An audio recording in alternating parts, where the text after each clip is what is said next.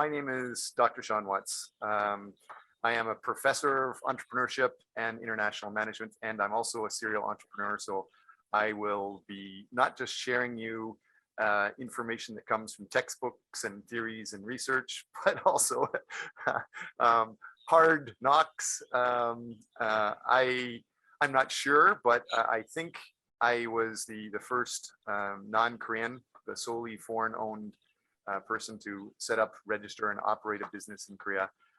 Because when I started, not only did I get the business license number 001, but also it was illegal to start. We can talk about that later. Here are my contacts. Again, I'm interested in helping you guys develop. You can contact me through Facebook, through LinkedIn. There's YouTube videos talking about developing these things in management. There's my email address. I've worked with several different companies all over the place. Let's just get right into it. This lecture that I'm talking about is going to help you develop your business plan. The core part is your mind-blowing elevator ad or your 30-second spiel, your marketing pitch that allows you to succinctly elevate your business above all others so that your business will obviously win this prize and, even more importantly, be successful. I have a business, and because of that business, everything else, like being a professor, is just sort of secondary. It makes life a lot better. I definitely encourage you to try to do it. It can be challenging though. So after you have this 30-second spiel, everything else you can just add on to it, regardless of whatever the textbooks say. But what you do need to know is the feasibility analysis, when to create one, and the benefits of using the technology. When I'm talking about the purposes of the business plan, the audience, the components. As Hong-Suk was just saying, you have 10 minutes, luckily, to do your pitch. I would suggest you have from 5 to 7 minutes to do your pitch, and then leave a little bit of time for making sure the judges are happy, and if they have some questions at the end. Don't waste words, don't use flowery descriptions, things like that. Get right to the point. We've already gone through this, so I'll just do it. On September 17th, you're supposed to have 8 pages, including a cover, and you have 10 minutes to try to win. One thing, in addition to what he was saying about just giving you money, I've known this guy in the City Hall. They have a building with offices and support and stuff like that. It may change from time to time, but there's a lot of help that they can provide. So regardless of whatever happens on the 17th, keep trying and keep staying in touch with everybody. So, as I said, the core concept is to develop your 30-second pitch. And so I'm going to just give you my pitch just to show you how incredibly short it is. If anybody wants to time it, go ahead. But I've been doing this for quite a long time. It should be pretty close. I'm DrSDWatts at gmail.com. I'm a management professor, serial entrepreneur, and consultant, helping businesses develop in the Americas and Asia for over 20 years in each. I can be hired, but suggest partnering on a mutual benefit. Clients pay base expenses and get rapid development of goals. Expenses may be shared and reduced, often at costs you can't usually get on your own. Staff are in various countries and an airline, so fees are lower than you can achieve, and I work on a win-win basis and provide more information than most people ask. That's really, really short. So you should start with something like that. A lot of people, they'll start talking about, hi, I'm from Canada. Hi, I have 2 brothers and 2 sisters and stuff like that. As soon as you do that, you're going to lose the other person's attention, and you're definitely going to be losing the judge's attention. 30 seconds goes by fast. The 10 minutes is going to go by fast. You want to make sure you show them what is important, and we will be talking about that. So build up from that 30 second. What's most important? You should be saying you're better than any other competitor out there. Some people will say, well, there's nothing else that's in the market. There's nothing else that is competing with me. Maybe you think so, but in my experience doing this for 20 years, almost all businesses, products and services are competing with something else. a fan company is competing with an ice delivery company or a Coca-Cola company or a vending machine company or air conditioning company. There's always many different things competing with you. So don't say your competitor's name. Don't promote them, promote you, especially now that everybody's online and it's going to be on YouTube and going out around the world. You don't need to give them more publicity. You could say, instead of Starbucks, for example, just say company or competitor S. So make sure you focus on why the competitors, most importantly, are going to stop using those other competitors, why your customers will stop using competitors and use you. Why will they stop using other suppliers and switch to you? Your competitive advantage, quality, uniqueness, service, expertise. It's all pretty basic to me. Feel free to ask questions at any time. I have about 80 slides that are shortened for today's presentation, and hundreds more slides and files in addition to this if you want. It may be good for me to go through and give you the base pitch of what is this business plan and what are some tricks to win.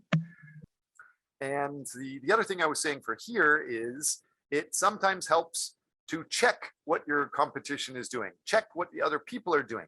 And so there's many different YouTube videos of other people starting their business and giving their business plan pitch.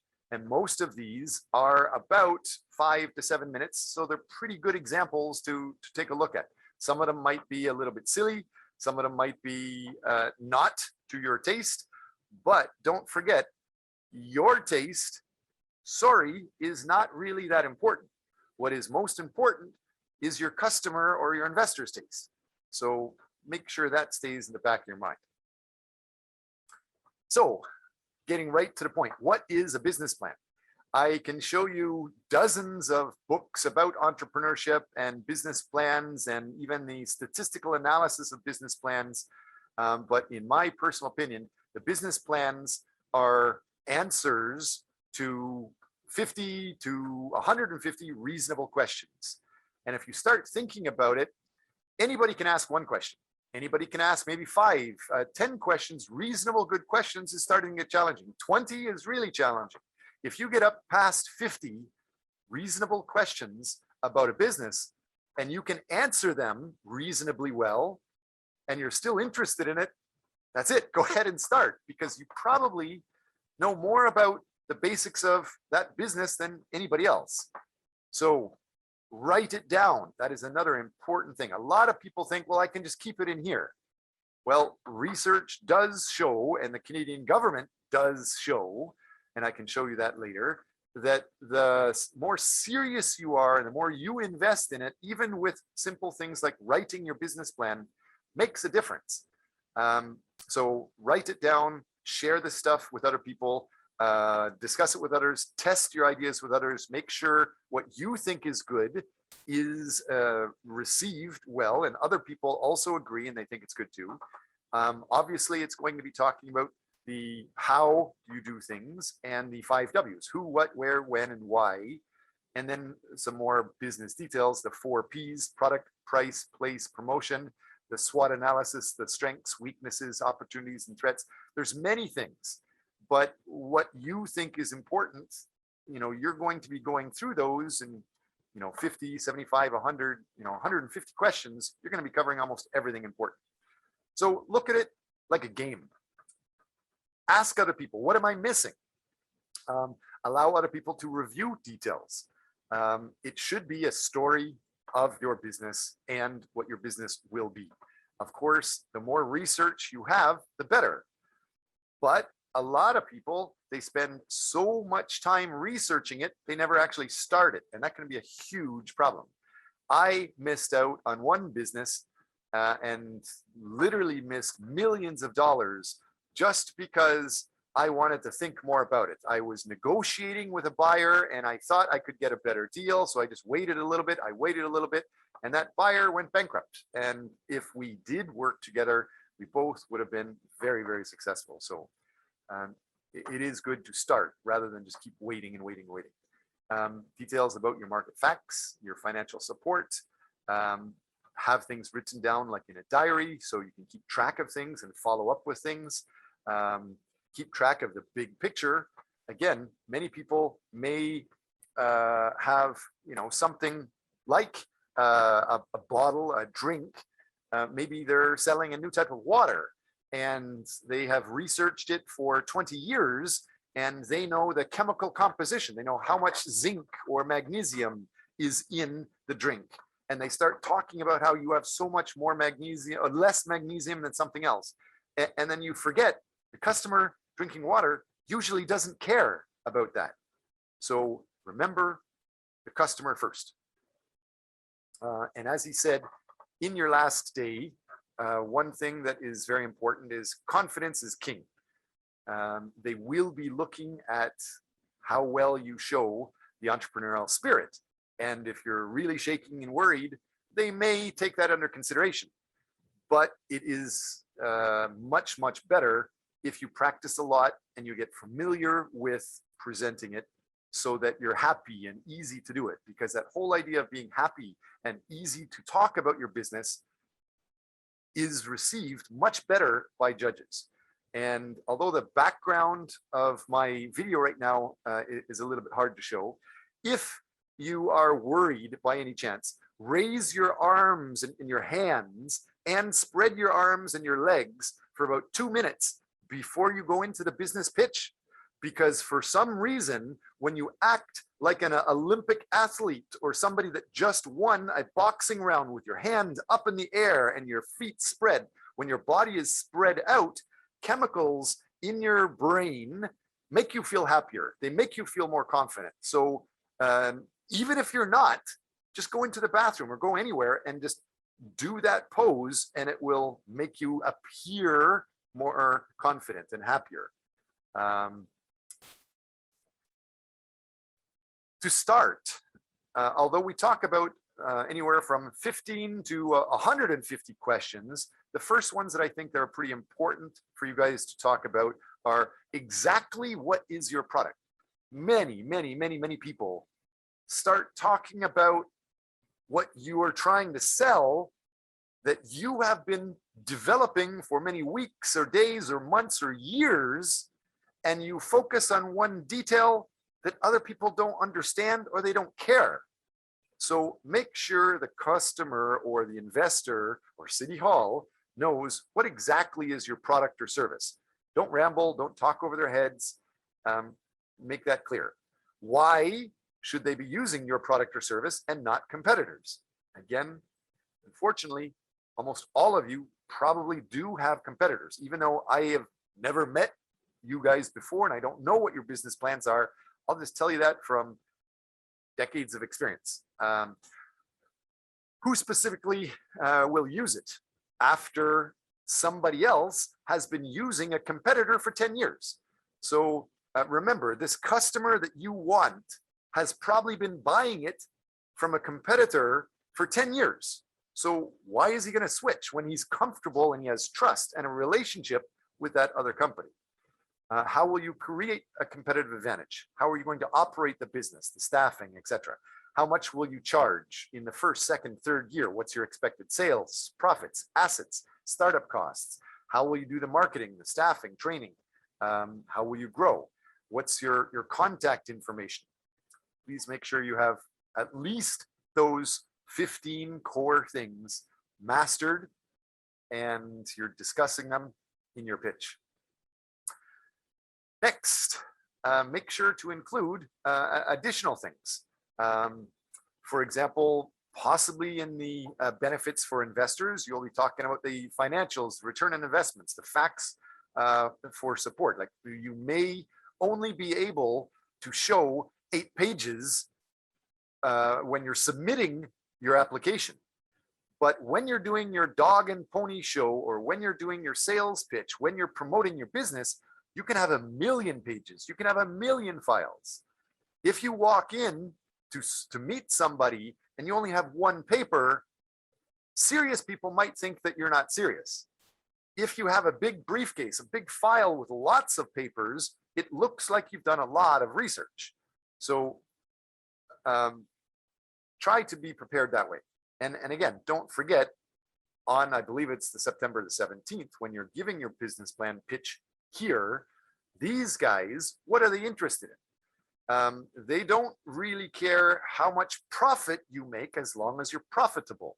If I would guess, and I could be wrong, but I would think that the City Hall investor is interested in just any business that's going to be sustainable. And hopefully the best business will be one that's going to be hiring several people, increasing employment, things like that, making the city a more international city. Those are things that the investor here may be interested in. So think about those things. And when you're talking about these things, don't forget to reference. You may think you know things and the other people may assume, you may assume they understand what you're talking about, but it's a good idea to give references. And that's for a few different reasons. When you're giving the reference where you get information, there's not only the credibility. If you show you got this fact from this source, you are more believable. But at the same time, if you got it from another business person or a city hall person or a company person around, and that person hears you're promoting them, then that person may help promote your business as well. So it's a return benefit comes around. What goes around comes around in some sense. With the financials, of course, income statement, balance sheet, cash flow statement, for usually it's 3 years, but at least more than 2 years, your startup financial requirements.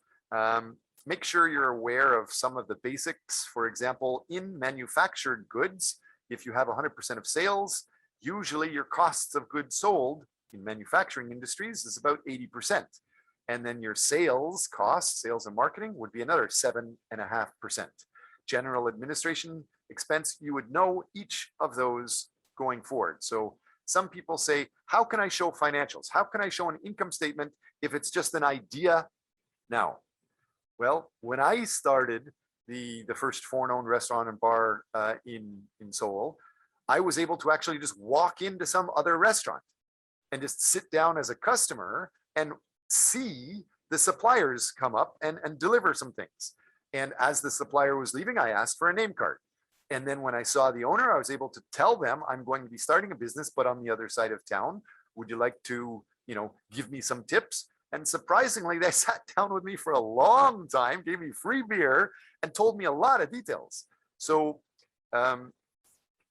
talk to several people. Try to grow your business. Get a lot of the research. Next, the criteria that may guide the judging process.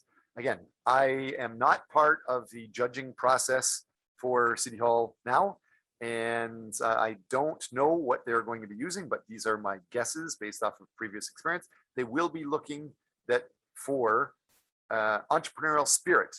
Does the candidate have the drive and the personal assets to make the business work? It can be hard. Are you interested in that challenge? Market opportunities. Is there sufficient market opportunity for your business to grow? Has that been identified? Is there support behind it? Do you have a strategy to seize those opportunities?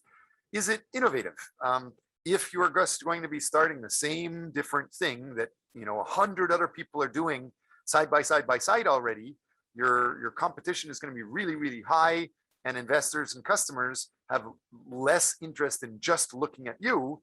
It helps to be innovative. Operations. Is your operations feasible? Does your plan clearly outline what it's going to create? Job creation. Does the idea have potential to create decent, long-lasting jobs? That would be something that I would think Seoul City Hall would be very interested in. Viability. Is the business financially viable? Is it realistic? Some people, they think that if they plan a business for a week or a month or 6 months or a year, then the business idea is going to get great. And when I've started a business, I saw that my business grew really well, really fast. I was lucky. But right after my business grew, somebody that was a lot wealthier than I was started a very similar business right across the street. And he actually invested more than $1 million in just the decoration and the opening day ceremony. You know, you can hire a celebrity or somebody to stand outside the door and try to get people off the street to come in. He spent $1 million on that, but he closed his business within 10 days. So make sure that viability is well thought out and realistic. You should assume that nobody knows about you at the beginning. It's going to take a while to get your first customer, and then 50 customers, 100 customers. You can't get them all at once. So your sales can't start very high. Environmental sustainability, increasingly that's getting important. Practice, practice, practice. Here are some judging forms. This is, I'm pretty sure this is not what City Hall uses, but this is what many people do use. The judges, they will use the form looking for the innovation, as we talked about. Is the business new? Is it innovative? Is it feasible? Can it be executed? Does it have market potential? Does it have decent employment? Financial sustainability? Is there a realistic prospect of generating sufficient revenue to exceed the costs? Again, that entrepreneurial spirit. Make sure that you have that confidence and the happiness and the hunger, the drive to be successful when you present. Some people, again, are looking at the social impact or the environmental impact. I personally am not that focused on it. That's why I've shrunk it quite a bit, but I do teach this stuff, and a lot of people are increasingly looking at this stuff. And motivation.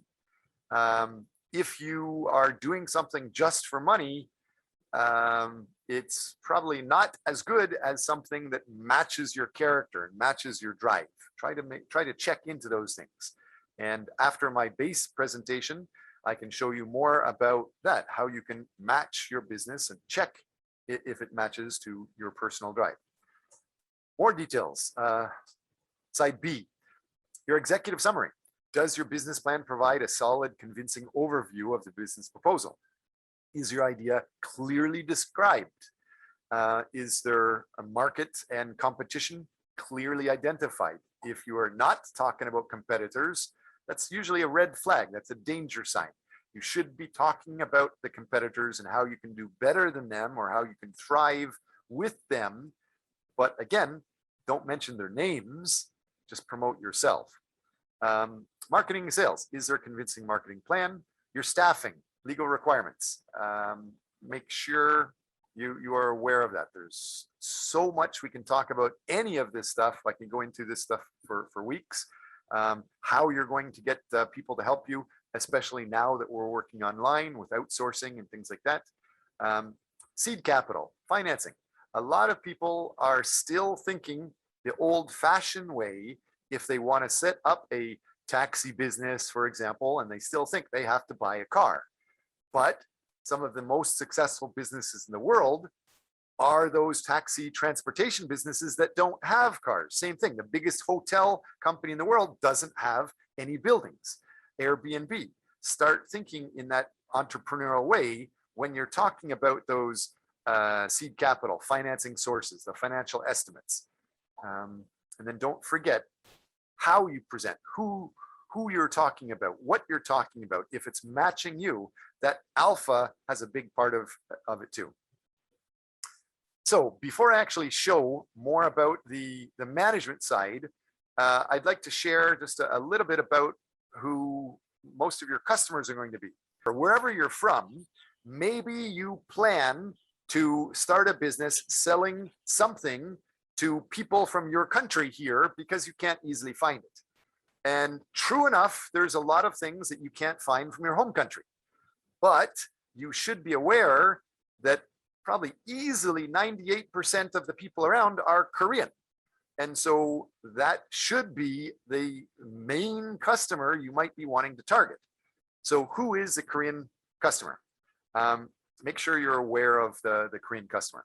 They have incredibly high uncertainty avoidance. And what that means is they have a low level of tolerance for anything uncertain. They usually prefer strict rules, laws, policies, regulations. All of those are adopted and implemented to control everything, because if there is a little bit of uncertainty, if there is a little bit of chaos, they feel really uncomfortable in general. Not everybody, but this is what the research shows. So Korea does not usually accept the change. Be aware of that. You are going to be promoting something that is a change. So I did it. I started a new thing. It was a change in Korea, and it developed, very well. But be prepared that most people usually don't adopt these things. These cultures feel threatened by ambiguous or unknown situations, and they have created beliefs and institutions to try to avoid these. Next, also the idea of collectivism versus independent or individualism, looking at the one small detail. Sometimes they don't look at that one small detail, they look at the whole picture. That whole idea, you're not allowed to say somebody else is bad, or you're not allowed to harm somebody else's image or reputation. If you do, you could go to jail for 7 years. So that defamation law is something to be aware of. That power distance and the collectivism, the uncertainty avoidance, the masculinity, be aware of those things. If we put it another way, Korea is one of the most uncertainty avoiding countries globally. It maintains rigid codes of belief and behavior. It's intolerant of unorthodox behavior and ideas. Sometimes there's an emotional need for rules. Let's take a look at Korea compared to United States. A lot of people, in the United States, everybody here must know Korea. But did you know that El Salvador is basically Korea's twin? It's almost the exact same culture. So purple and green we see is almost the same with power distance. Purple and green is almost the same with individualism, which means they're very collectivist. Purple and green is almost the same with their masculinity or their aggressiveness towards job success, or it's almost the same with uncertainty avoidance. And Denmark is almost the opposite. So if you are from these different areas, be aware how Korea relates to your culture or maybe different than your culture, because whether you like it or not, that's where most of your customers may be coming from here. Next, main points to include, to be continued. As we said over and over and over again, and I will continue repeating this over and over again, make sure you clarify what is your exact business and your exact product or service. Don't assume others know. Teach them the basics. Then ask if it's understood. Don't waste your time during your 10-minute spiel, but if you're on the street, you're going to have to continue promoting your business, whether or not you're going to work with Seoul City Hall. Ask if other people understand and if they agree with what you're talking about. Show your detailed competitive advantage, your benefits to customers. As we said, don't list the customers' names. Show the benefits for investors, the financials, the facts that support what you're saying, your market analysis, references, target customer analysis, the market size, the demographics, that whole idea that we just said, that your culture will be able to relate to the culture here in certain ways, something like that. SWOT analysis. I assume almost all of you are aware of the SWOT analysis. You need to know what are the strengths, the weaknesses, opportunities, and threats. However, many MBA students fail this because it's not just one strength, one weakness, etc. It is many of your strengths and many of your competitors' strengths, many of their weaknesses, many of your competitors' weaknesses. Identify all of those and go beyond that. How are you going to benefit from each, or how are you going to manage each? Don't just list it and move on. So with the financials, again, cash flow statement is something that we haven't said yet, but all of your financials should be prepared in case somebody asks. And that whole idea, you don't have to be a financial expert, but you need to know the details. You can always say you know the basics and you're working with an accountant that's helping you. Maybe it's a family member. That's a perfectly logical thing. But you do lose points if you don't know the details, the financials. Again, as I said, sales is 100%, costs of goods sold, usually 80%, sales 7%, general administration expense 5%, interest expense 2%, tax 1%, net income 3.5%, something like that. That's what these investors, that's what some other big investors, they know that because it's standard. If you're saying anything that's different than that, you're going to need to explain. These numbers are for typical manufacturing industry products. Next, get your briefcase filled with information. The more research you have, usually the better. For example, talk to your suppliers. Talk to real estate agents. How much is it going to cost to rent there? How much is it going to cost to buy there? Talk to everybody around, survey people, and even check out the newspaper classified ads or Facebook ads or the Craigslist ads to find out how much people want to be paid to work for you. And it doesn't have to be just in this one area. Now online, you can work internationally, having people from around the world helping you. Again, showing the references shows you have credibility. Leverage those references. Talk to other people. Tell this other restaurant that you got information from that you are telling people, I made my restaurant on the other side of town because of your help. That restaurant might promote you then. So even more importantly, promote your contacts. You should be able to see on my PPT, although there's the Zoom contacts here, my contacts are on almost every slide.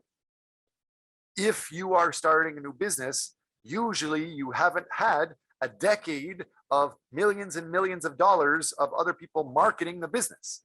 So you have to do that marketing. And by promoting your contacts everywhere, it's helping your marketing. Feasibility analysis. Will your idea work? It's a study to assist in making of a go or no go with your business based on close examination of your product, service, market, industry, financial data. So what I'm showing you now is these gray areas are it's information that comes from one of the best textbook about how to start a new business that I've come across. And with me teaching entrepreneurship and teaching startups and teaching management information and technology, many courses, this is one of many, many books, and it's the best stuff. So knowing your feasibility analysis is good. It essentially treats the business concept for viability in 3 different areas: product or service feasibility, market and industry feasibility, and the financial feasibility. No matter what you're thinking, when you present your final business plan to City Hall and any other potential big customers, partners, or investors, these are the core concepts, right? Next, this is not what a textbook talks about, but this is one of the most paid for pieces of advice that people will pay a consultant. How do I know what my competition is? How do I know if I have a competitive advantage? And so this slide, take a picture, and I've already given you the link for it. This is from the Harvard Business Review, and it's by a very, very famous guy called Michael Porter. He was identifying the 5 forces of competitive advantage, or the 5 forces that shape industry competition. There's only 5 things. There's the threat of new companies coming in, new entrants. There's the threat of the customer can control how much he's going to pay. He has the bargaining power of buyers. There's the threat of substitute products. They can buy something else. There's competition from other suppliers, and there's the competition from existing competitors. So make sure you're always thinking about those 5 things. If you get into a business plan pitch and you haven't thought about those types of things, that would be a big red flag to the investor. Other things you might not really need to know is, depending on what industry you're in, the profitability changes. For example, if you're working with stock brokers, the profitability is more than 40%. But if you're working with hotels, even though one of my main businesses is working with hotels, they say hotels is only 10% profitable. So it keeps going through. Whatever your business is, check for what is a typical profitability amount, and then you can make sure your numbers, your financial details are in line. If they're not in line, be prepared to discuss this with an investor or a judge. Any questions about Michael Porter's 5 forces of competitive advantage or anything that we've talked about so far? No? Good. I'm going to move on to the next. And at the same time, encourage you guys to be confident, be aggressive, talk and promote yourselves whenever you can. Again, the 5 industry forces: competitor rivalry, barriers to entry, threat of substitute, supplier power, and the buyer power. So what is a business plan? I've already said it is a written statement of 100 to 150 reasonable questions about your business with reasonable answers, period. That's the easiest way to define it for me. But this textbook says it's a document that explains a business idea and how it will be carried out. It's a story of what the business is and will be. It's talking about all the costs and your marketing plan. And it's a description of financing, estimation of earnings. Next, why do you need a business plan? Some people say you don't. There is a lot of people that will say that you can follow the lean management style, the lean business processes, and just have things very, very simple. But when you are trying to work with City Hall, you obviously need one. If you're trying to get a loan from a bank, usually you have to have one. So why do you need a business plan? It saves time and money. It's a key to raising capital. It serves as an operations guide. Next, what are the components? Cover page, executive summary, mission, vision, culture, company description, opportunity analysis and research, marketing strategy and plan, management and operations, financial analysis, funding requests, even exit strategy, appendices, and your cover page. Your full legal name of the organization, your logo, your key contact information. Again, contact information. A lot of people have spent a lot of time talking to me sometimes during a special phone call, but they for some reason had their phone number blocked. And then when they hung up, they forgot they didn't give me their contact, so I couldn't follow up with them. Make sure it's very clear. You may want a non-disclosure agreement. I highly suggest it's not that important. Usually whoever's going to do the business best can be successful. If you worry too much about legalities, any good lawyer could argue with you no matter what type of non-disclosure agreement you already have. So executive summary, business definition, target market, key marketing strategy, goals, ownership, financial requests, and the use of the funds, and again, in the exit strategy. Next, mission statement, vision, and culture. The idea of the mission is the concise communication of the strategy with the business definition, competitive advantage. Mission statement, the brief written statement that informs customers and employees what is your goal and describes your strategy to meet it. The vision is the overall view of what the team wants and the organization will become. And the culture. I'm not talking about country culture, I'm talking about your work culture.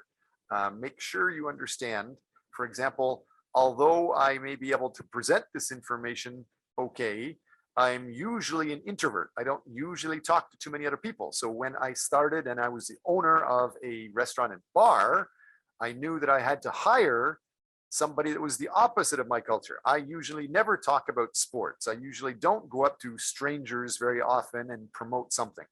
But I hired somebody that loved talking about sports all the time and was very flirtatious or popular. And that went very well for him helping manage the bar. Company description, background, track record, opportunity analysis, research, testing ideas. Make sure you have the industry analysis, environmental analysis. Before I go on beyond this, I hope you're aware that the Seoul Invest Center used to be called the Seoul Global Center. They are a great source for a lot of this industry analysis. They're a great source for the environmental analysis, the analysis of Seoul. And I am a Canadian. One of the features, like when I'm helping companies expand throughout Asia, usually companies will pay me from Toronto, Canada, to take them over and set up something in Singapore or Seoul or in even New Delhi. Usually they want to come with me on that first meeting, just out of the old-fashioned thinking style. They want to go there and see it, go there and do it. But I highly suggest you be aware of the 2021 virtual reality. Most international business development, if you guys are international developing something, your country, embassies and consulates are sales and marketing offices. If they think that your company is related to your home country, it's part of their job to promote you. So when I had Canadian companies trying to go across Asia, setting up offices, for example, rather than fly to many different cities, I was able to talk to the Canadian embassy in Tokyo, in Seoul, in Shanghai, in Beijing, and many other cities for free, send them a PDF file talking about what my business was and marketing material. And then they had staff in the embassies in each of these major cities that would go out and introduce me to those companies, to those customers. So that's amazing. It costs like an incredible amount, but that's free from the tax dollars, especially for the Korean embassy that's now developed into something called KOTRA. And the Invest Seoul Center has some of that information also. The Canadian embassy, the American embassy, several embassies have a lot of that information. Proof of market. Show that you have that research information, the target market information, and your competitive analysis. Marketing strategy and plan. Before we get into anything, you must be aware of the internet is king. Everybody should be aware of what is big data. Anything you type on a keyboard, anything you type on a phone, anywhere you go with a phone, the GPS in your phone is usually recorded. And that information almost never disappears. So there's billions, trillions, zettabytes of crazy amounts of information out there. You should be aware of how to manage that, to manage your product, service, and your customers. Where does your customer go? I can tell you several different examples about that later if you're interested. But just be aware that internet advertising, for example, is much cheaper, easier to do than TV advertising or hiring celebrities. Usually hiring celebrities is pretty expensive, but internet ads can start with being free. And it helps identify the market where your customer is.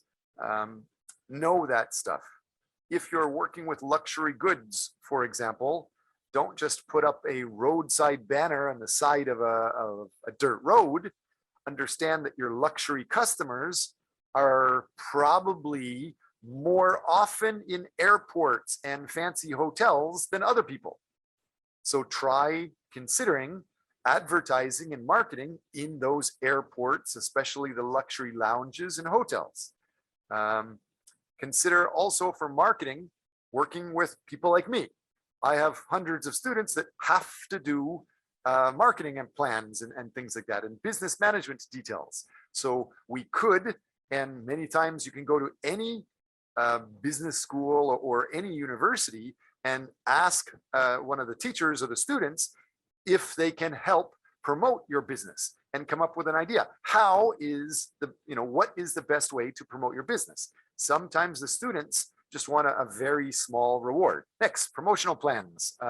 Make sure you're thinking of the advertising, public relations, publicity, direct marketing, the marketing mix, the basics of marketing. Again, the 4 Ps: product, place, price, promotions. So management and operations. Note on the side here, especially with the whole world moving online, you should be aware that LinkedIn is the professional place that usually you need to be, you should be. That's where other people are first looking for customers. That's where they're looking for suppliers. That's where they're looking for jobs, things like that. And just for hiring staff, there's many places online. Upwork, freelancers. These are places where not only can you sell your services, your product, but you can hire people to help you develop your accounting information, financial details, your marketing information. So overall, don't forget the basics, the management team. How are you going to own it? Who are you going to own it for? Who's going to manage it? Like I said, when I opened a restaurant and bar, I knew my personality was interested in business and management, but I didn't like chit chat or small talk about sports or dating, which is usually very popular in bars. So I had to hire somebody that did. Have your research and your development, your location, physical facilities and equipment. That idea that if you can somehow get ownership of your land or your facility, sometimes just ownership of the land, just with you paying the base bills, the cost of land is going up so fast, you could be very rich just from the land value alone without your business making a big profit.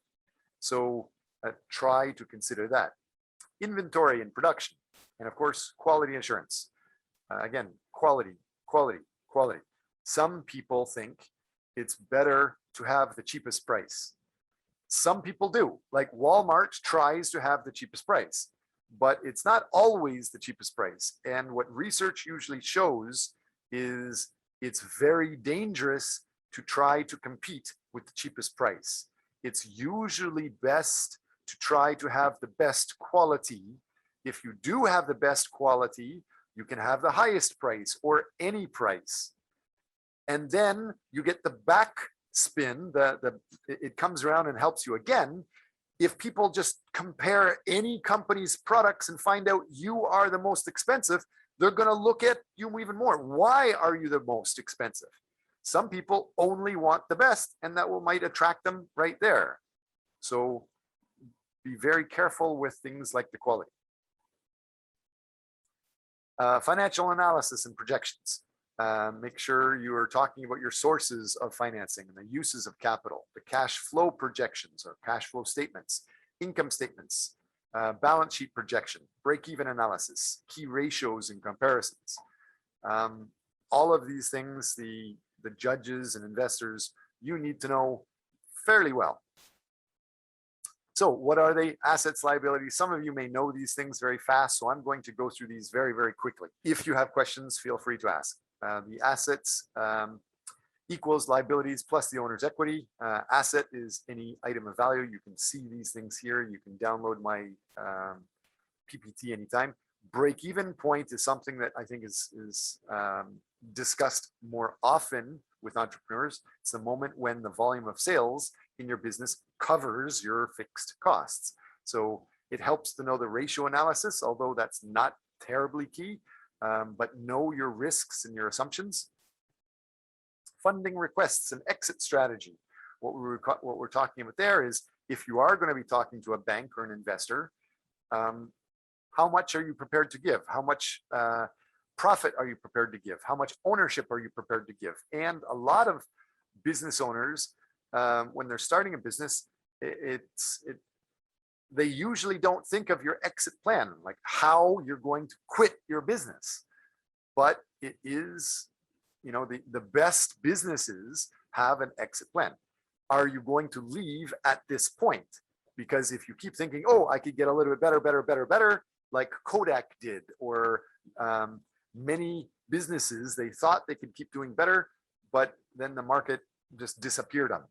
A lot of things are changing really fast.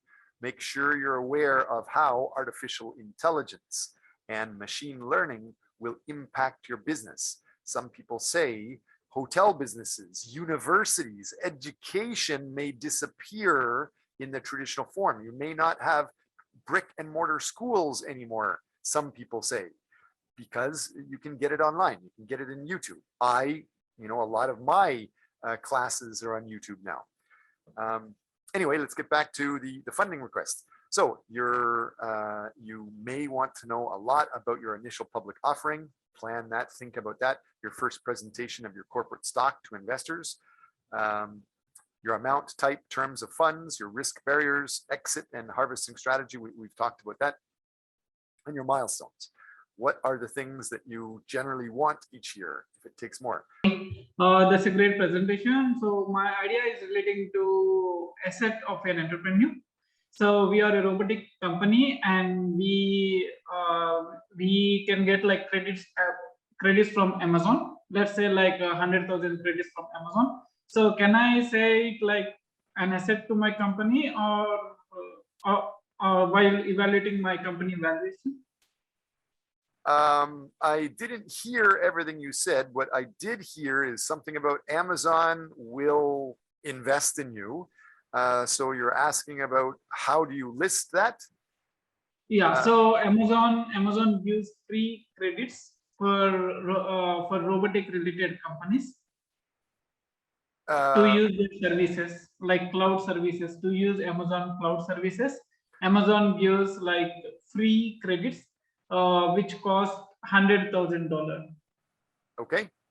Yeah, so we have to use it because we need lots of cloud server. Robot has to send, so we need to use it. So can I use that $100,000 as an asset to my company? So because it is again, coming. I don't know your business. I don't know any of your businesses, but the answer is still the same for everybody. Every one of you must know your business. So you're asking a financing question about your business. Number one, I don't know these Amazon terms. You need to know them. You may need to know the legalities. For example, some things that I do know is that somebody that wants to sell shoes or chairs to Walmart or Costco or eMart, they may announce that they will invest in suppliers and they will work with suppliers, and that may be what you're talking about. Some big business like that is saying they may work with me.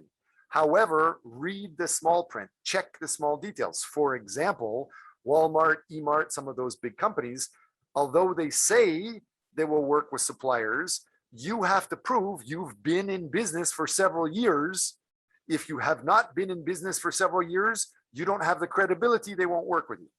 And you have to be able to prove that you can provide, you can manufacture so much, you've had so much sales for so many years. Otherwise, if they have a big order and you can't fulfill it, they're going to have headaches.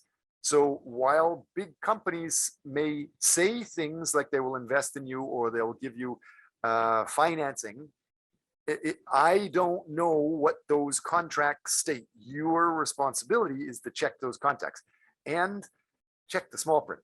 And it's not just check with a lawyer. I've worked with many lawyers, and I'm still looking for a good lawyer.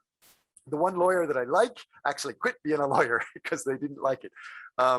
However, check, for example, that Amazon entitles you to get those 3 points, as you said. Will they work with startups? Will they work with somebody that doesn't have any experience providing something? All of those things you need to check. But if you do have it, yes, list it. List as much as you can. You can always list it and put an asterisk next to it. And if a judge says, what is that? Then you can explain, well, we have this, but we are still negotiating and checking if we qualify because of our length in business or the amount we can produce. Things like that. Thank you. Thanks for the question. Appendices. Again, you are supposed to have only 8 pages or 7 pages plus a cover page. But when you walk in and do your dog and pony show, you're supposed to impress the judges. How you impress them, if you walk in naked in your birthday suit, that's one way to impress them, but I don't recommend it. One thing I do recommend you bring is a briefcase with a lot of files, a lot of information, or at least be able to get this information on the cloud, download it on some sort of online server quite easily. show them you have a lot of files. If they ask you for something and you only have one small little napkin, they're not going to be impressed. If you only have those 7 pages plus a cover letter, you won't look as attractive as somebody that has, they show many files of research. Show the rescues, the detailed financial projections, the product specifications, photos, marketing possibilities, advertising, promotional samples, contracts, possible contracts, other supportive material, like what we were just talking about, Amazon may be able to support you. Business plan suggestions. Again, as I talked about at the very beginning, write for your audience. Yes, you are very important, but you are not paying to buy your product or service. It's the customer that's paying. And you are not asking for somebody else. You are asking for somebody else's money. You need to think, what does that other person, what does the audience understand? What does the audience want? What do they think is good? So check that thing. So give your 30-second spiel, give your 2-minute speech several times to several people and check, what do they think? Beware of SRC. SRC is a very popular thing. All of my students in many of my business courses have to know that. And that is your biggest challenge to your business is you, yourself. SRC stands for your self-reliance. You rely on what you know. And the criteria for relying on what you know is a problem because you are not paying. It's the customer paying. So you must check with your customer, check with the market. Show that you have skin in the game. So that's kind of important. Show that it's not just a joke to you. Be clear and concise, especially for the new investors. Use current data and reports for your industry. Choose a voice that will be understood. Be consistent, easy to understand. Number label throughout. Present the plan professionally. Some people think that that's important. Some people think it's not important. But one of the reasons why it is important is if you can't manage your serious impression for your serious presentation, how are you going to manage, hundreds of thousands or millions of dollars and many different staff and many different customers? So you need to be able to plan things professionally. When you're presenting, it's best to be formal, but that's up to you, not always. The elevator pitch or the 30-second spiel, practice it. Start with the base. Start with a 30-second introduction. Learn. You have to cut off information about the color of your dog, or you're from Canada, or you're from a small town. If it's not important, cut it out. And then add only what's important for that investor or the judge or your customer. You can present plans also for venture competitions. This is in some ways one of them. And then body language. Don't forget, body language is very, very important, especially here in Korea, where a lot of Koreans have traditionally been taught they're not supposed to show their mouth and they're not supposed to go like, wow, and crazy and stuff. But if you do have that craziness and you are using your hands and your body language a lot, that shows you're more interested. It shows you more, you have more spirit. You have that entrepreneurial spirit. You care about it. If you're just sitting there and talking about, yeah, it's going to be risky, but we have, that boring talk is going to lose your investor, lose your customer. Confidence is king. Practice it several times. Don't just do a lot of paperwork and then the morning before just get ready to start presenting for the first time. Present your 30-second spiel now, today. Then later try to make it into a minute or 2 minutes or 5 minutes. You'd be surprised. 5 minutes goes by very fast. And if you have 150 serious, reasonable questions, which ones should you include? I gave you that list of the first 15 that I think are most important. Here are some key points that you might be thinking of. Some of them might be interesting, some of them might not be important. So pricing, financials, why should we invest in you? What pulls the customer from an old supplier into you? how you're going to do your advertising, your assets, balance sheet, break-even point, all of those financial details, not just the culture for Korea versus your country culture, but your personality style. How are you going to work with other people? Direct marketing, elevator pitch, environmental analysis, feasibility analysis. There's lots of different things here. Make sure you're aware of at least these things. Be prepared to talk about them, but some of them you might not need to put in your 7 pages or 8 pages, including the cover. The blue square required by any business plan discussion minimum is your 30-second summary. You may want to make it into a YouTube video. Make that video of yourself and then watch it. Are you impressive? Are you educational? Are you something that you would invest in?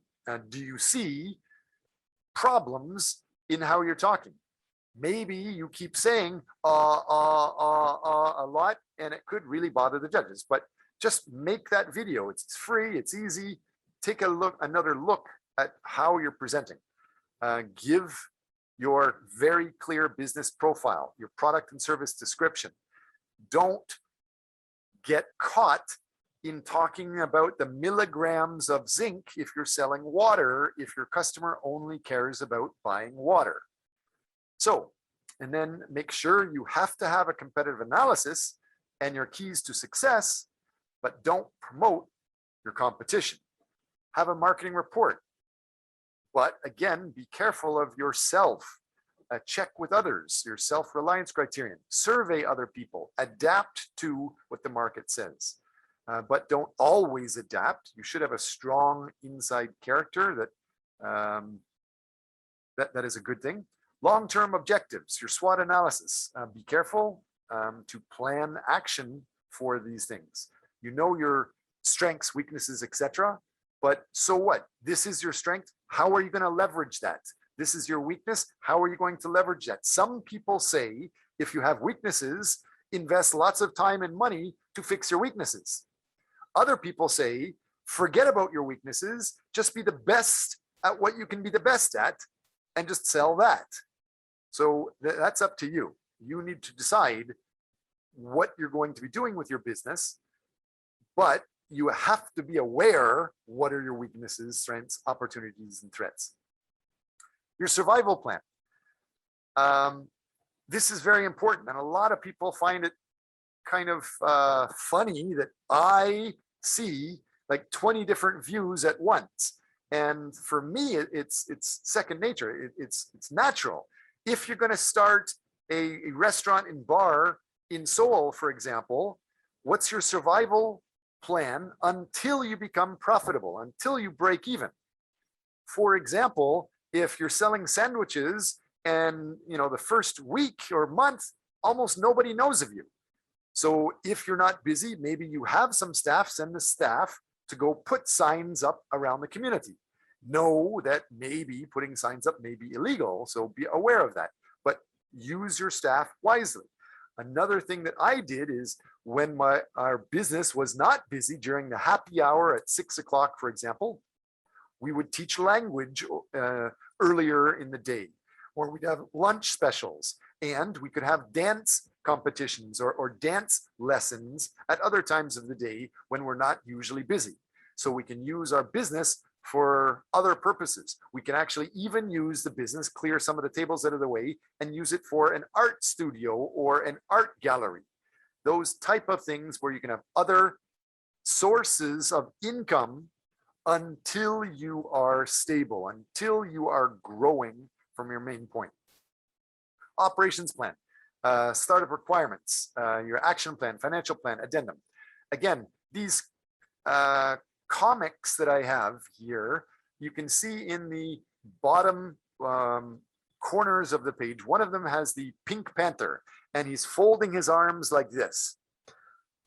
For some reason, biologically, medically, biochemically, this makes your body feel afraid. Like in the caveman time, a lion was going to attack you, so you protect your heart. And for some reason, your brain makes you less confident and more afraid when you're doing that. But the other Scrooge McDuck, the successful guy, if you have your hands out, spread wide apart, your feet spread wide apart before your business plan for 2 minutes, your brain creates chemicals that give you more confidence and happiness. And it can actually be seen. There's a lot of research and studies that show that. So practice that stuff. This is an example of what you could talk about. When I was consulting back in the good old days, when I can actually go to your room and actually give you the presentation, I would hand this flyer out. And this is just a list of many, many, many, many questions that are pretty serious, important questions. So it was your job to at least consider them and try to have significant answers for them. Try to have 50 to at least 50 to 150 reasonable questions. And as soon as you can answer those and stay happy with your business idea, start. That's the best way to identify when should you start. As soon as you have done basic research and answered it reasonably. This is a business plan. So what I'm showing you here, if you take a look here, for example, this is an example of a business plan. And you can see this actually goes up to 73 pages. However, it starts at page 52. Most business plans are 15 to 30, 20 to 25 pages long. Any less than that, and you're going to be skipping things, forgetting things, the important things. Any more than that, and it's too long to use. So think about these things. So this is a business plan, and there's links to this. I can give you an example what to look for in a good business plan. This is for a business plan in the United States, but it could work well here. You talk about the executive summary. You talk about the highlights. So I'm just going through this stuff in the PPTs. So I'm going to use the PPTs to show this because it's a little bit bigger. And that's about it. And at the end, you have your resume. Show who you are. Try to show your resume that relates to the business. I could also show a couple other things here. You should know that most businesses that have a significant business plan written down when you start are successful. So much so that let's take a look at this. Nida or Josie, hopefully you can see this. This says the probability estimates at the mean. What is important here is the likelihood of survival.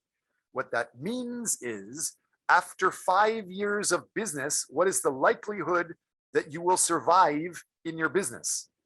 And so this actually shows that almost all businesses from other all the way through, they're about 80 to 90% likely to survive.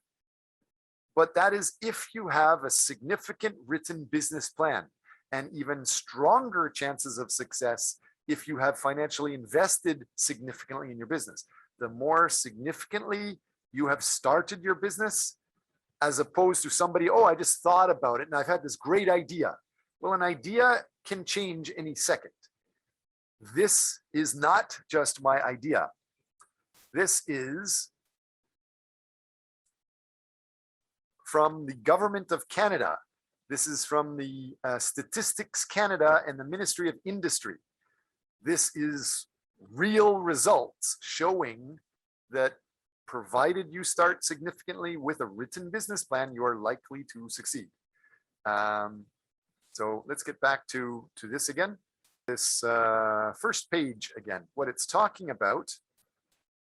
Again, the 2-minute summary, perhaps you consider you have to have your executive summary, your objectives, what you want, your keys to success, your mission, vision, culture, your company summary, your company ownership, your startup summary, your market analysis, your market segmentation, your competition and the buying patterns. Those type of things are important. your expected business plan presentation at the end of this presentation. A lot of this stuff should be presented there. So the executive summary, you will clearly title the name of your corporation and identify what you're doing that's listed here.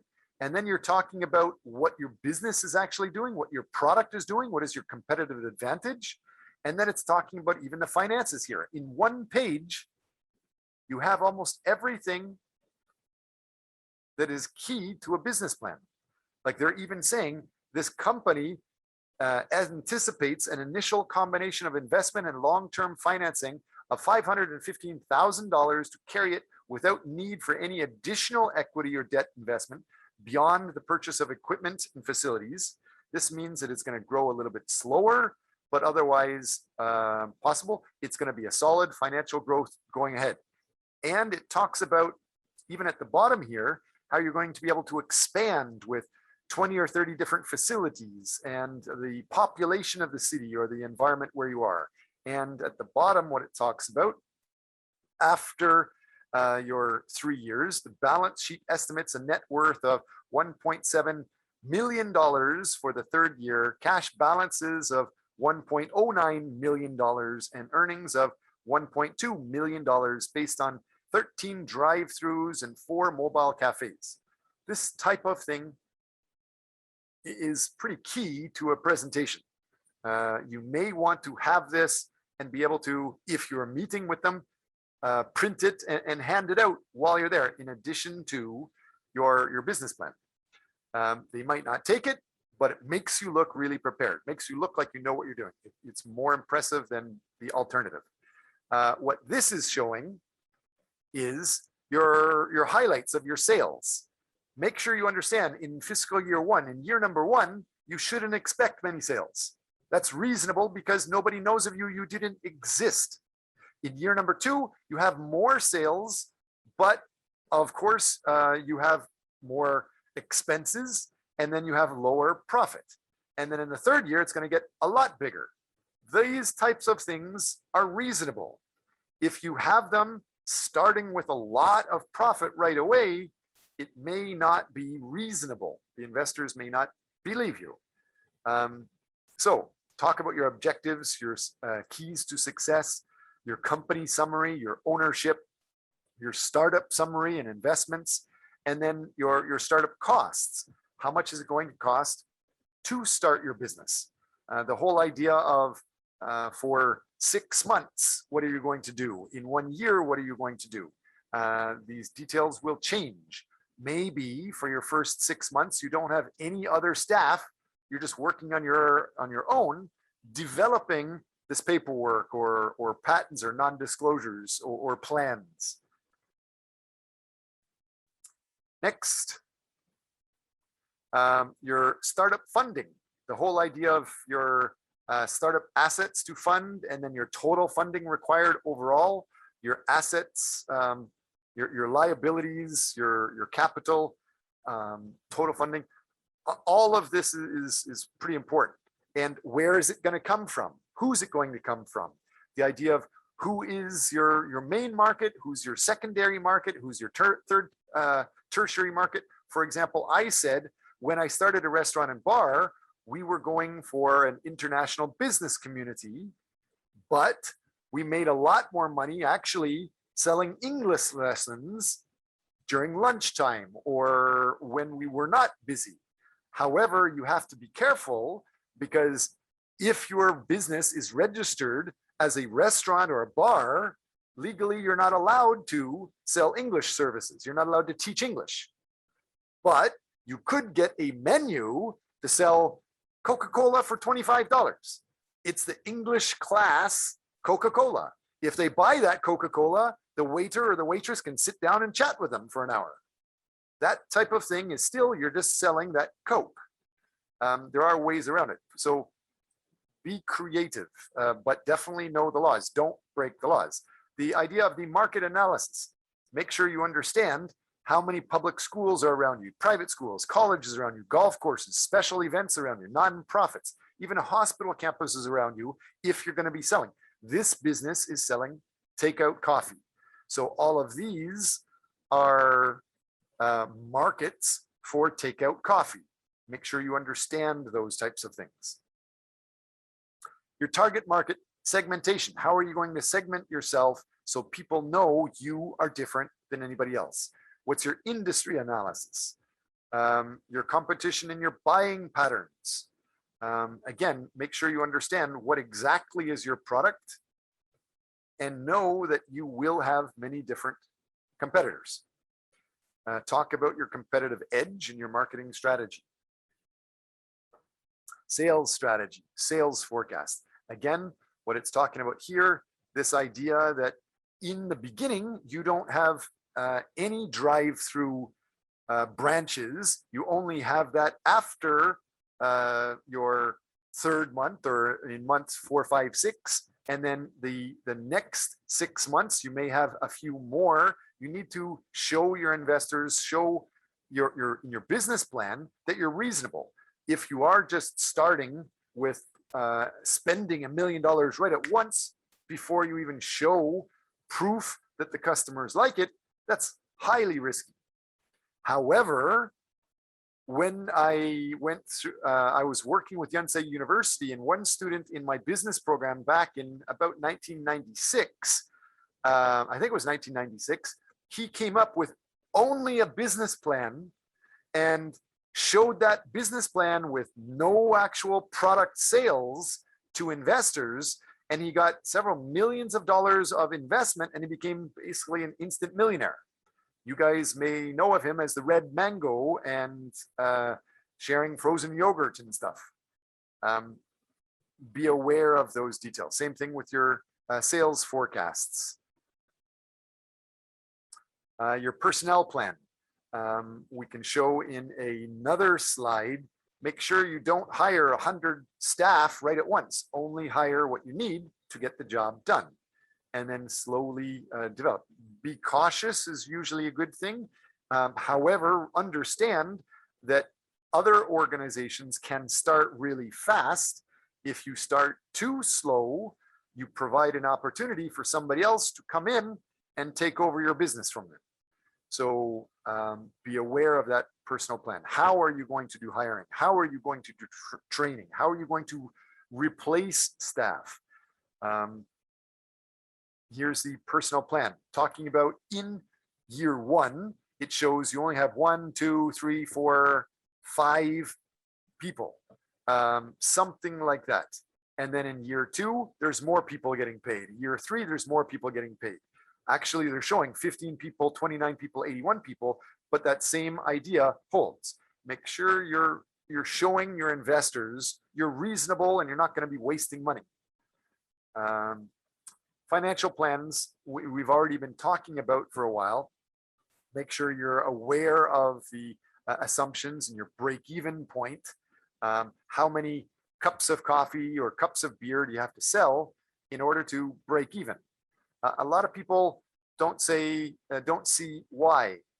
For example, I have owned a bar, and if you look at it in practical terms, one beer may cost $3, but the profit may be $1 or 50 cents from one beer, which means how many hundreds or thousands of beers do I have to sell to pay for rent? And how many more do I have to pay for staff? And don't forget, if I'm starting to sell hundreds or thousands of beer, how much vomit do you have to clean up, etc. So consider those things. The break-even point gives you a very good perspective of how your business is going to do. And of course, your projected profit and loss. Your these details, the income statement is very important. If you have questions about that, let me know. The idea over here is you start generally with losses because you're investing. It costs to rent, it costs to get a few staff, and then you might start doing fairly well, and then it may take a while before you stabilize. That idea of the profit monthly is realistic. Same thing with first year, second year, third year. Anybody that some people say you shouldn't expect to be profitable in the first 1 year or 2 years or 3 years. How are you going to pay for things if you're not profitable in your first 6 months or first year? Think about those things. That comes from the traditional textbooks. Hundreds of traditional textbooks talk like that. But then there's the new textbooks that talk about, with AI and machine learning and big data and the ability to make a website and sell things and drop shipping online, that whole famous book, The 4-Hour Workweek, written by Timothy Ferriss, they talk about how if you're not successful in 3 months or 3 weeks, there's something wrong. He says you should be able to make a profitable business almost immediately, because websites could be free. You can start a Facebook page promoting your product. And the idea of getting a factory to make things only after you get customers, that's also possible. The idea, if you have a taxi company, for example, you could work with just marketing, putting up a lot of marketing through social media for free, get a lot of marketing, get a lot of people up there talking about how it's going to be coming. Next April, it will start. And then after next April, that start, you'll have so much advertising that it may have a lot of people coming to work with you. But you could still work with that taxi company with the Uber type of cars. You don't have to buy your own. So again, here's more of the cash details, the net cash versus the total cash balance. Make sure you're aware of those things, where the cash is moving. Here's more of the cash flow statement, the balance sheet, the business ratios. All of this stuff need to be understood. You can see this anytime if you want. The funding requests, the exit strategy. Here, for example, he has 3 different scenarios for exiting or selling the business. One has become extremely successful, and he has requests from other communities to open this here, and then he opens with a franchising, something like that. Or scenario 2, scenario 3, consider those type of things. Different milestones you might want to consider also. This type of thing also, as far as the sales forecast. Again, what this shows is in June, July, August, September, they're basically zero. Eventually, November, you start making some sales. December, some sales. Then it starts slowly getting bigger. This could be realistic in the old-fashioned sense, but consider how you can work with technology, how you can work with a Facebook ad or Instagram or TikTok or YouTube videos talking about how next year the business is going to start. Something like that could be a consideration. For the personnel plan, as they show here, it says you start only with a chief operating officer, and then after you have developed quite a bit, then you might hire a few more people, and then a few more people, and a few more people. This type of thing, have something like this ready. And it's not just for today or this month. Usually judges and investors are looking for 3 years of income statement, balance sheet, financial details. Even though you've never started, you've never sold anything in your life, you're supposed to show 3 years of sales. At least that prediction. Be able to explain how. Again, the income statement, the profit and loss details. How at the beginning in June, you're going to be losing money and slowly making money. Those types of things. Make sure your numbers are kind of realistic. You can get a lot of these numbers just by walking into a competitor, observing a competitor, charging a little bit more, charging a little bit less, modifying some of the things that your competitors or other companies around are doing. The whole idea of staffing, you can check online. What do staff generally look for in Craigslist or Facebook or any of these online recruiting and outsourcing sites? Cash flow statement, same thing. Balance sheet, same thing. So I'm reminding you of how, while many people may say new businesses are always going to fail, well, who says that? Why do they say that? Usually those are people that are just gossiping. Maybe they're uncomfortable working in a 9-to-5 job and they're envious or jealous. Maybe right, maybe not. I'm not saying I know the fact of everywhere, but I do know this is the fact that I have experienced. As long as you write it down and you're serious about writing it down, if you only write down 5 questions and answers, that's not very serious. Yes, there's high risk. If you have written down, 100 to 150 reasonable questions and you have reasonable answers, yes, the chances of you being successful long-term is very strong. And this is the Canadian government factual support for this. 80 or 90% of new businesses survive more than 5 years. That's their likelihood of survival.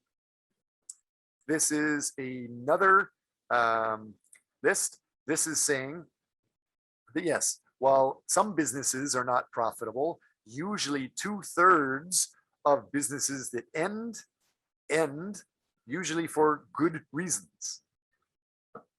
So I'm not finished. I still have more to talk about, but I thought I'd almost take a break. We have 15 minutes left. Just like your business plans, we can go through and show you many different things. I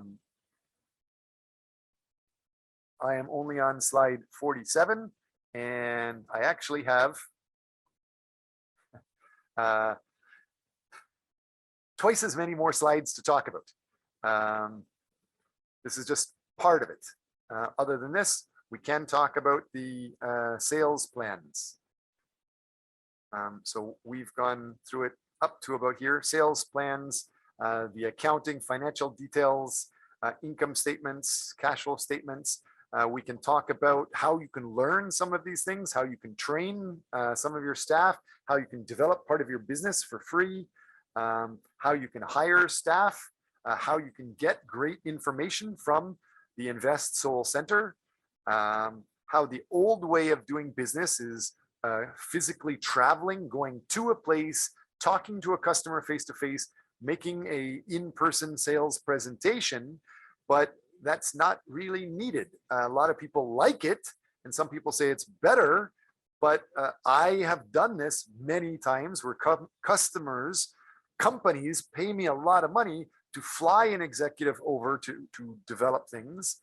But this is an example of the idea of how embassies and working with technology with like virtual trade commissioners can be much, much better. Main points to include more details related to that and tips. The whole idea of more tips for success. Identify who you are. Try to match what is the likelihood that your business matches your personality style and your character. Find out what type of other characters match with you. And the idea of practice makes perfect. The more you do it, the better you will get at it. A very practical question. Okay, so basically, like on our presentation on the 17th, are we expected to deliver this type of documents to the jury, or we just like oral presentation? We don't have to deliver any type of like documents or something like this. You have to hand in something they can read to check for sure. It's the 7 pages of lots of info plus a cover page, and it should be professional. But in your 10 minutes, during that 10 minutes, you can bring a hippopotamus and an elephant into the room if you want. I suggest during your 10 minutes, you show you know your stuff. Frontwards, backwards, sideways, you know everything about it. You need to have it understood and prove that it's going to be successful. Does that answer your question? Yes, it does. I was thinking practical ways, which is like, maybe it's easy for some of us to make this type of statement in English and not in Korean. Maybe, I don't know if they are expecting us to have like both in English or in Korean so that they can go into detail of some. Why don't you work with technology? You can, everything we're saying is being recorded right now. Exactly. And so you can YouTube video your 30-second or your 5-minute or 7-minute presentation. Find out, okay, I'm not supposed to be picking my nose. I'm not supposed to be talking about this. I'm not supposed to be doing that. You can edit the video and you can make it better, more professional. And then during your 10 minutes, show the video. I think there's no objection to that. They would prefer you do some talking. So I would guess a 3-minute video, you start and you introduce the concept and the idea, and then say that you've invested for good marketing to have this video, and you have a 3-minute video, present that, then take another 2 minutes to wrap up the important points. And then the last 3 minutes of your total 10 minutes is going to be answering questions. And if there aren't questions, you need to provide more information. Definitely do not walk away if they don't have questions. Keep presenting more stuff until they're sold on your concept. But I think having a video, it is a smart idea, and a video can be in any language, right? It can have subtitles. That is actually great for me because my company is based on the design scene, and basically to sell design, we have to show design. Like I cannot just speak about design and not show it. So that's sold good. on that. Why are you making a video? You should do it on purpose. Well, this shows my design skills. Exactly. Good. Yeah. Thank you. Josie, you have a big smile. Any questions from you? No? Make sure you grow that confidence when and practice presenting your 30-second spiel a lot. If there's not anybody else that has questions or comments right now, I'm going to continue talking about the financial details and then get into the idea of the culture. The culture, does your personal culture match your business culture? Does it match the customer's culture? Things like that.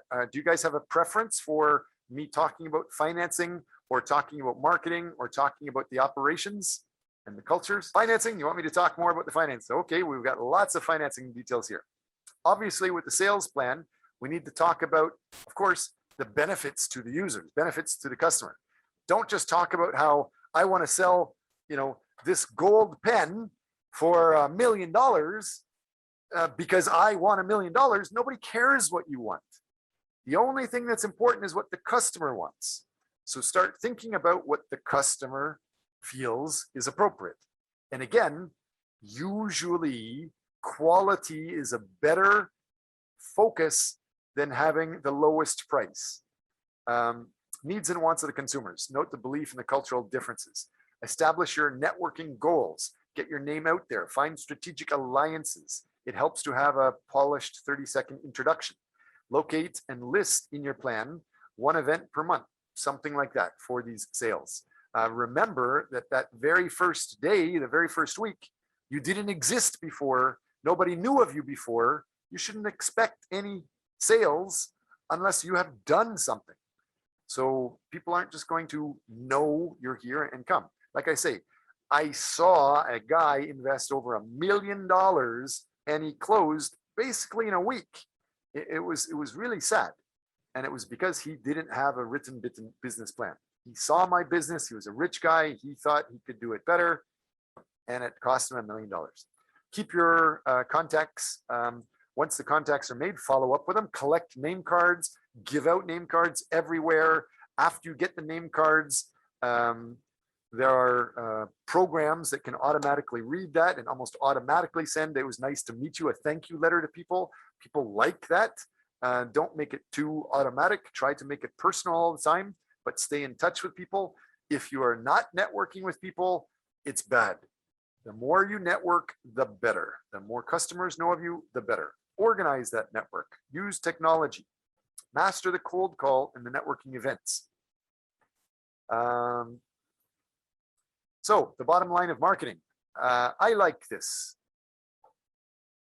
What are you selling? Why are you selling? What are you marketing? Some people market the color. Some people market the sex. Some people market many different aspects. I think you should be focused on the core of your business. Find out what is that core.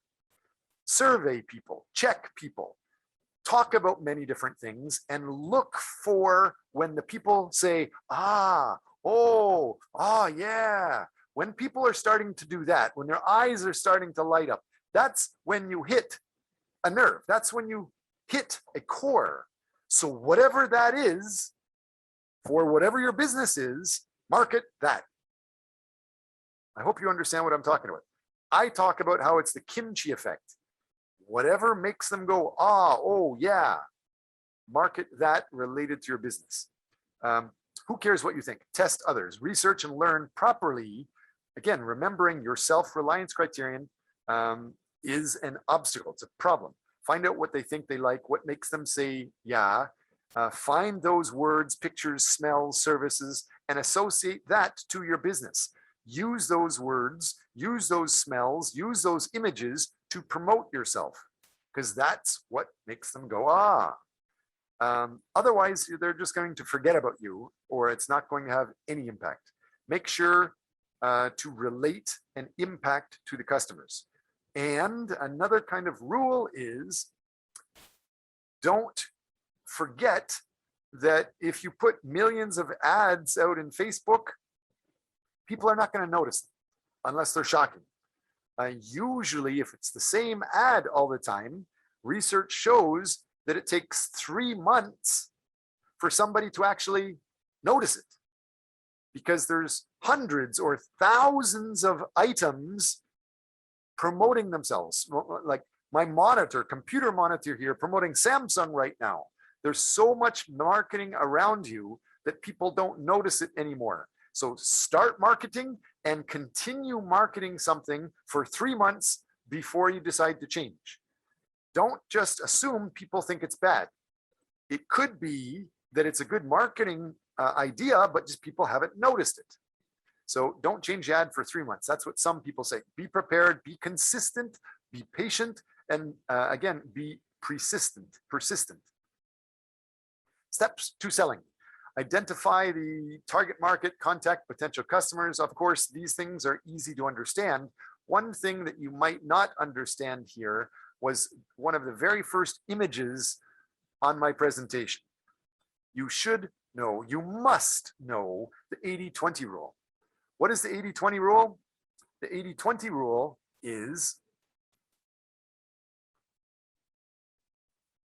this image here. I've got too many Zoom things open. But this image here, it shows a hand is holding up my business, my name and things like that.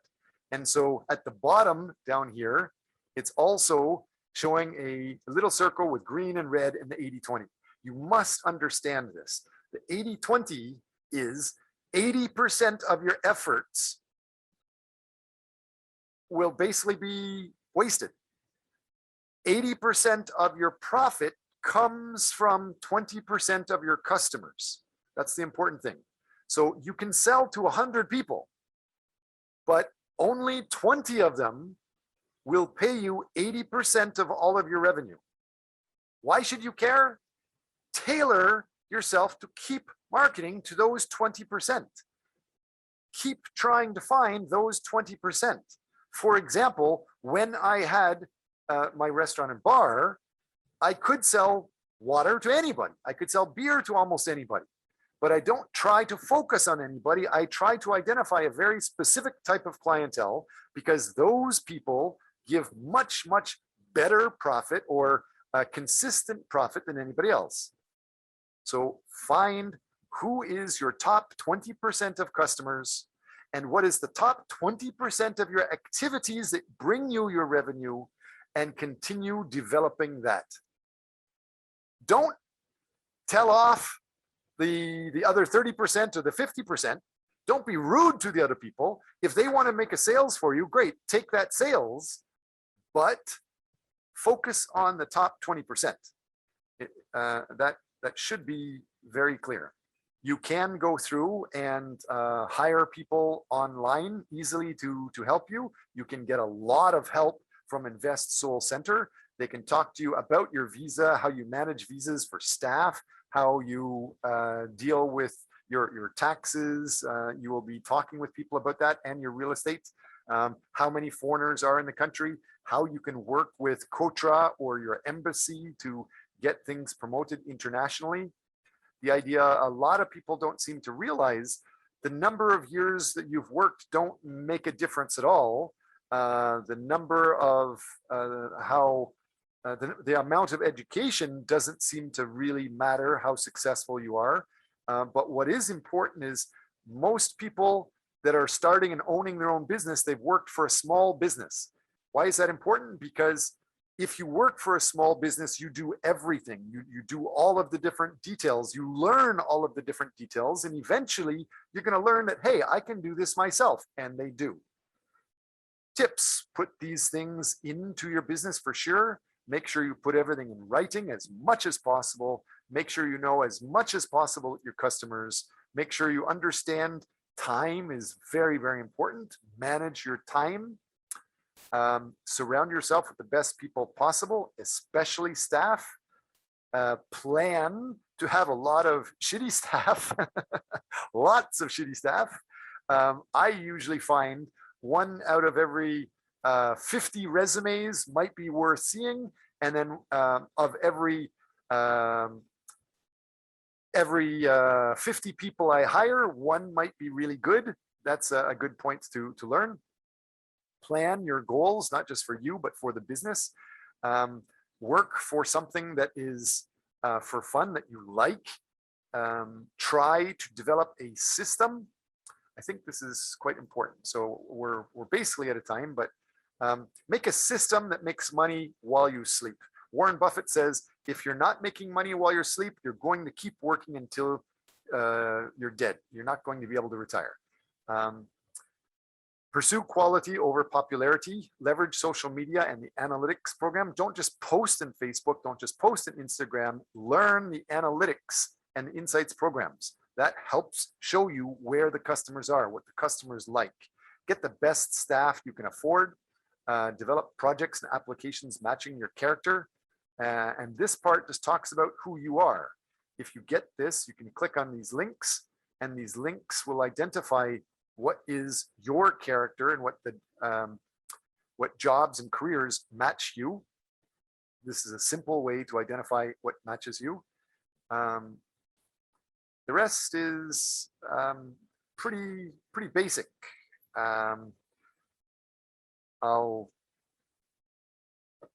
You should be aware that there has been moments in history that have changed the world. The printing press changed the world in the 1400s. The idea of the first journal, reliable information. The idea of radio, and now the internet is very big. Now everybody's working online. Also understand that while everybody is basically online now, and everybody's looking at East Asia, China and Vietnam growing faster and more powerful than anywhere else in the world, we are here. We should master that. The idea of look at your environment. Steve Jobs, Bill Gates, they're born the exact same time. It's not just that they're geniuses, but they were born at the beginning of when personal computers started, and they mastered that. So whatever you're getting into, practice it for 10,000 hours, you will be successful. Most people don't seem to realize you have 186 hours every week. 40 might be regular working, 56 might be regular sleeping, 72 hours every week are generally wasted. Use that wisely. Master your time. Bill Gates, he developed when he was basically in middle school. So we're basically finished. Thank you very much for coming through. The contacts for this site, are here, this PPT.